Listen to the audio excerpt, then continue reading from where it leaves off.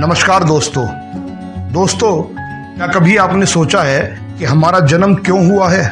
क्या कभी एक पल के लिए भी रुककर मन में ये विचार आया कि अगर मेरी मृत्यु निश्चित है तो जन्म क्यों हुआ है? क्या कभी मन में एक पल के लिए भी ये विचार आया कि जीवन का मूल उद्देश्य क्या है? क्या कभी मन में एक पल के लिए भी ये विचार आया कि जन्म से लेकर मृत्यु तक हम जो भी करते हैं उसके परिणाम हमें कब तक और किस किस रूप में भोगने पड़ते हैं? आज थोड़ी सी चर्चा इसी पर करेंगे, लेकिन दोस्तों सबसे पहले आप हमारे चैनल को सब्सक्राइब और लाइक जरूर कर लें, साथ ही बेल आइकन के बटन को भी जरूर प्रेस कर लें ताकि आपको हमारी अगली वीडियो का नोटिफिकेशन सबसे पहले प्राप्त हो जाए। दोस्तों, असल जन्म से लेकर मृत्यु तक जितनी भी सांसारिक क्रिया हैं वो केवल सपना है।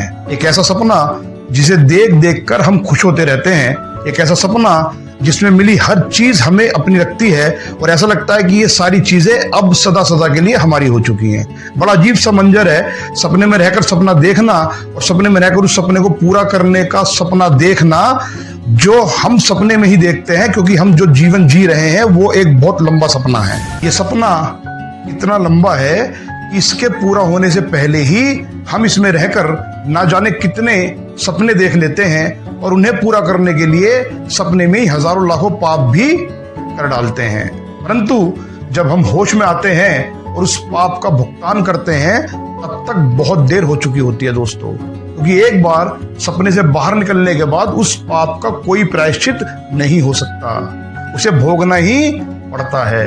यही वो कड़वा सत्य है कि हम जो जीवन जी रहे हैं एक्चुअली वो एक सपना है, हम सपने में जी रहे हैं।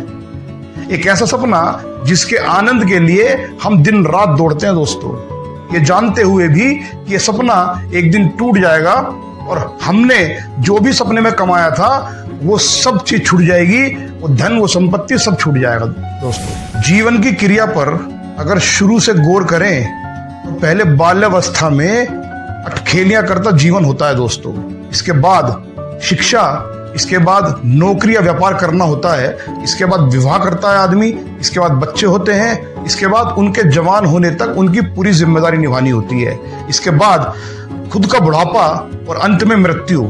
जरा रुककर तनिक विचार तो कीजिए, इस यात्रा का उद्देश्य क्या था, क्यों था, इसका भेद क्या था, हमारा जन्म क्यों हुआ और मृत्यु क्यों होगी?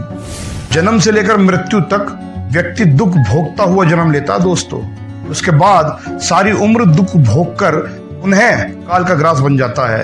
अगर मृत्यु निश्चित है तो फिर जन्म ही क्यों हुआ? जरा पल भर रुककर विचार तो कीजिए।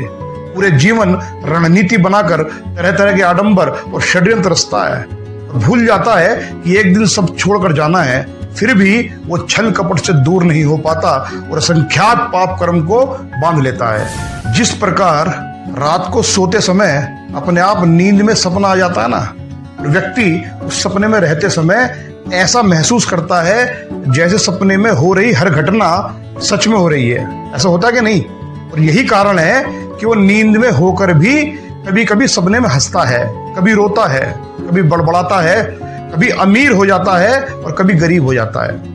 उसकी सपने में हो रही एक्टिविटी को देखकर उसे खुद भी पता नहीं लगता कि वो सपना देख रहा है। उसे तो तब पता लगता है जब सपना टूट जाता है और वो नींद से बाहर आकर देखता है कि मैं तो सपना देख रहा था। ठीक इसी प्रकार अभी हम सपने में हैं एक्चुअली, और मृत्यु पश्चात जब हम इस सपने से बाहर होंगे तब हमें इस पूरे संसार को और अपनी मृत देह को देखकर पता लगेगा कि हम अब तक सपने में थे, सपने में जी रहे थे। परंतु इसी बीच जो हम इस सपने से भरे जीवन में पाप कर रहे हैं, झूठ सच बोलकर लोगों की आत्मा दुखा रहे हैं, उसका परिणाम जब हमारे सामने स्पष्ट दिखेगा तब हम चाहकर भी उस पाप से मुक्त नहीं हो पाएंगे और पुनः उस पाप का भुगतान करने के लिए पुनः जन्म लेंगे।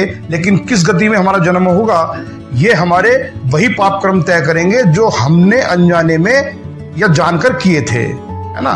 इसलिए संभल कर जीना हमारे हाथ में है। भले ही संसार कुछ भी कर रहा हो, भले ही संसार कुछ भी एक्टिविटी देख रहा हो या एक्टिविटी कर रहा हो, हमें अपने हिसाब से जीना है दोस्तों।